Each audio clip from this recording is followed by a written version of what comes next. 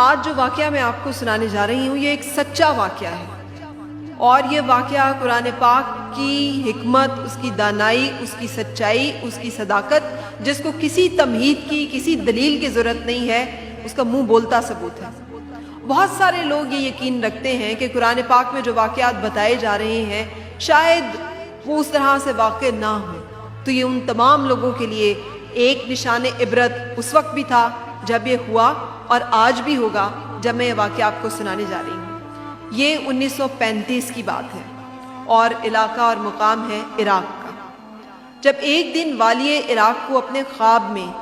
ایک صحابی کرام جو ہے وہ نظر آتے ہیں، جن کا نام حذیفہ بن یمان رضی اللہ تعالیٰ عنہ ہے۔ یاد رہیے وہ صحابی ہیں جنہوں نے بیعت عقبہ ثانی میں رسول پاک صلی اللہ علیہ وسلم کے ہاتھ پر بیعت کی تھی،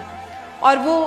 اس والی عراق کے خواب میں آ کر یہ کہتے ہیں کہ ہماری قبروں کو کسی اور جگہ پر منتقل کر دو، کیونکہ دجلہ کا پانی ہمیں تنگ کر رہا ہے۔ والی عراق خواب میں یہ دیکھتا ہے خواب اور نظر انداز کر دیتا ہے، کیونکہ دنیا پرست یا پھر بعض اوقات ہم لوگ اس طرح کی باتوں کو اتنی اہمیت نہیں دے پاتے۔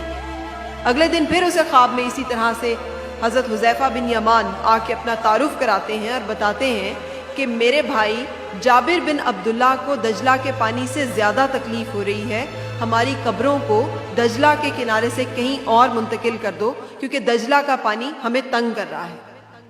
اس خواب کو پھر ایک خواب سمجھ کر نظر انداز کر دیا جاتا ہے، یا شاید شیطان یا شاید دنیا اپنے اندر اتنی کشش رکھتی ہے کہ یہ خواب ان کے ذہن سے نکل جاتا ہے اور وہ اس طرف دھیان نہیں دے پاتے۔ تیسرے دن پھر یہی صورتحال ہوتی ہے، اور پھر حذیفہ بن یمان رضی اللہ تعالیٰ عنہ خواب میں آتے ہیں اور کہتے ہیں کہ قبر کی منتقلی کر دی جائے، کیونکہ دجلہ کا پانی انہیں تنگ کر رہا ہے۔ جب 3 دن تک اس خواب کا کوئی اثر نہیں ہوتا تو چوتھے دن والی عراق کیا دیکھتا ہے کہ مفتی اعظم جو ہیں عراق کے، وہ تشریف لائے ہیں، آتے ہیں، اور آ کر مفتی اعظم کی جو حالت ہے اسے دیکھ کر اسے لگتا ہے کہ کوئی انہونا واقعہ، کوئی غیر معمولی بات ہوئی ہے۔ وہ پوچھتے ہیں کیا ہوا؟ انہوں نے کہا کہ میرے خواب میں اس طرح سے صحابی رسول صلی اللہ علیہ وآلہ وسلم آئے ہیں اور انہوں نے یہ حکم دیا ہے۔ یہ سن کر والی عراق کو یاد آیا کہ ایسی بشارت اور اس طرح کا خواب تو اس نے بھی دیکھا ہے، تو اس نے اس کے بارے میں تحقیق کی اور اس نے کہا کہ میں یہ سمجھتا ہوں کہ کسی مسلمان کی قبر کو کھولنا جائز نہیں ہے، تو اگر آپ اس بارے میں کوئی فتویٰ دے دیں تو پھر یہ پردہ کھولا جا سکتا ہے، اس لیے کہ مسلمان کی قبر جو ہے وہ اس کا ایک پردہ ہے، اور اس پردے کو نہ کھولنے کا اور اس کے اندر موجود رازوں کو بیان نہ کرنے کا حکم ہمیں ملا ہے۔ مفتی اعظم یہ کہتے ہیں کہ آپ کی سب بات بجا، لیکن ایک صحابی رسول صلی اللہ علیہ وآلہ وسلم کے حکم اور اس طرح سے ان کے آنے کو کسی طور نظر انداز نہیں کیا جا سکتا، اس لیے میں درخواست کروں گا کہ اس معاملے کو سنجیدگی سے لیا جائے اور اس پہ عمل پیرا ہوا جائے۔ میں دوبارہ آپ کو بتا رہی ہوں کہ میں آپ کو کوئی ایسا واقعہ نہیں سنا رہی جو کسی تحقیق یا کسی کا گھڑا گھڑایا ہو، یہ وہ واقعہ ہے جس کی پوری دنیا شاہد ہے۔ پھر یہ ہوا کہ انہی زمانے میں سنا اور لکھا گیا کہ بہت سارے انجینئرز تھے ایسے جو کہ عراق میں موجود تھے، اور وہ انجینئرز وہاں پہ کھدائی کے کاموں میں مصروف تھے۔ آج کل ہم دنیا دار لوگ ٹیکنالوجی اور ان چیزوں پہ زیادہ یقین رکھتے ہیں، اور کچھ لوگ یہ سمجھتے ہیں کہ روحانیت بھی دراصل ایک طرح کی ٹیکنالوجی اور اس طرح کے معاملات کا ہی ایک اعلیٰ ورژن ہے۔ بہرحال والی عراق نے یہ آپشن اور تجویز پیش کی کہ جب ہمارے پاس اتنے جدید آلات ہیں، اتنے دنیا کے بڑے ماہرین، برطانوی ماہرین یہاں پر موجود ہیں، تو ہم کیوں نہ یہ پروجیکٹ ان کی زیر نگرانی دے دیں۔ اور انہوں نے بھی یہ تسلی کروائی کہ جناب ہم زمین کو دیکھنے کی صلاحیت رکھتے ہیں، ہمارے پاس ایسے آلات موجود ہیں کہ ہم اوپر سے ہی ماپ سکتے ہیں کہ کتنی گہرائی میں پانی ہے، پانی کی ڈائریکشن کس طرف ہے، اور پانی موجود ہے یا نہیں ہے۔ تو والی عراق نے کہا کہ پھر تو معاملہ حل ہو گیا، اس سے کہ ہم ان کی ذمہ داری میں دیتے ہیں، یہ ہمیں بتا دیں گے کہ اس طرح کا کوئی معاملہ ہے، یا شاید ہمارا ذہن یا ہمارا ایک وسوسہ ہے، وہمہ ہے، اور اسے نظر انداز کر دینا چاہیے۔ کہتے ہیں کہ برطانوی انجینئرز نے اپنے تحقیقات کی، انہوں نے اپنے تمام آلات، مشینیں، جو بھی ان کی کیلکولیشنز تھی وہ کی، اور کھدائی بھی کی ان دونوں اجسام کے پاس، ان دونوں قبروں کے آس پاس 20-20 فٹ بلکہ اس سے بھی زیادہ گہرائی تک اور خاصی گہرائی تک جو ہے کھدائی کی گئی، پانی کے کوئی آثار نہیں ملے۔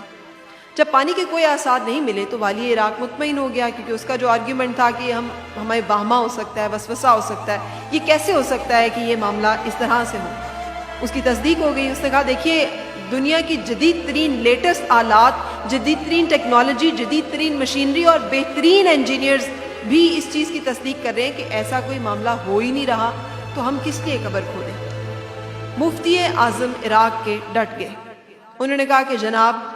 مجھے صحابی رسول صلی اللہ علیہ وآلہ وسلم کا حکم ہے، میں روحانی معاملات پر یقین رکھتا ہوں،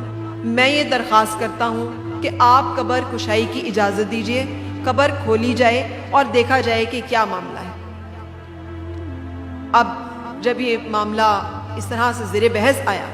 تو تمام عالم اسلام کے لیے ایک بڑا مسئلہ تھا۔ اس زمانے میں ابھی اتنا میڈیا ایڈوانس نہیں ہوا تھا، لیکن اس کے باوجود ٹیلی ویژن اور بہت سارے لوگ میڈیا کے ذریعے ایک دوسرے سے منسلک جو ہے اخباروں کے ذریعے سے، جرائد کے ذریعے سے، رپورٹنگ کے ذریعے سے انفارمڈ ہوتے تھے۔ بہرحال 135 ممالک کے وہاں پر نمائندے موجود تھے۔ جب پوری دنیا میں خبر گئی تو مسلمان جوک در جوک، جس تک یہ اطلاع پہنچی، جو آ سکا وہ موجود تھا۔ 135 ذرائع ابلاغ کے نمائندے مختلف ممالک سے، مختلف طرح سے وہاں پر آئے۔ ان سب کی موجودگی میں قبر کشائی کی گئی، دھڑکتے ہوئے دلوں کے ساتھ، پریشانی تشویش کے ساتھ، اس لیے کہ ہر ایک شخص تذبذب میں تھا، ہر ایک شخص اس معاملے میں واہمے کا شکار تھا کہ واللہ اللہ جانے کیا حالات ہیں، اللہ جانے کیا صورتحال ہے۔ کہتے ہیں کہ جب قبر کھولی گئی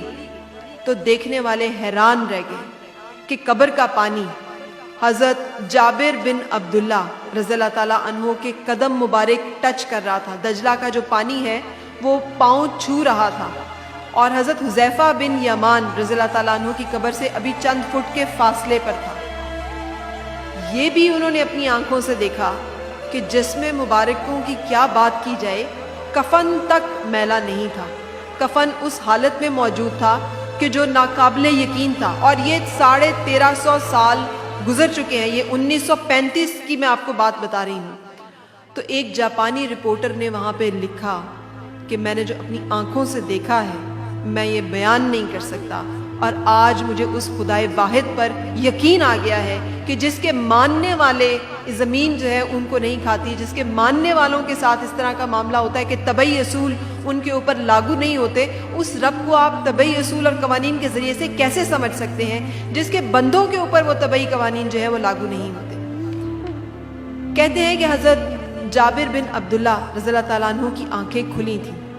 حضرت حذیفہ بن یمان رضی اللہ تعالیٰ عنہ کی آنکھیں بند تھیں۔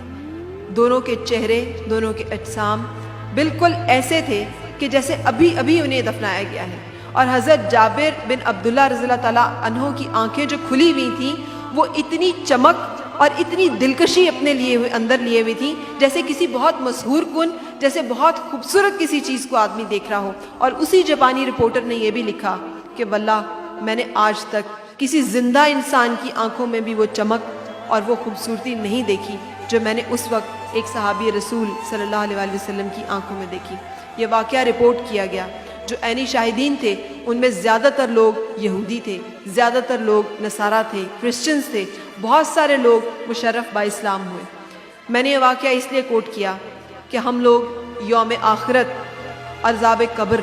اور یہ دنیاوی معاملات جہاں پر کہ ہماری آنکھ سے اوجھل معاملات ہوتے ہیں اس کے اوپر یقین لانے میں، اعتقاد کرنے میں بعض اوقات کمزوری دکھاتے ہیں۔ یقین کامل رہے کہ اللہ کے سوا اور کوئی رب نہیں، اور ایک دن ہم نے اپنے رب کے حضور پیش ہونا ہے اور اپنے اعمال کا جواب دینا ہے۔ اللہ تعالیٰ مجھے اور آپ کو اس دن سرخرو کرے، آمین۔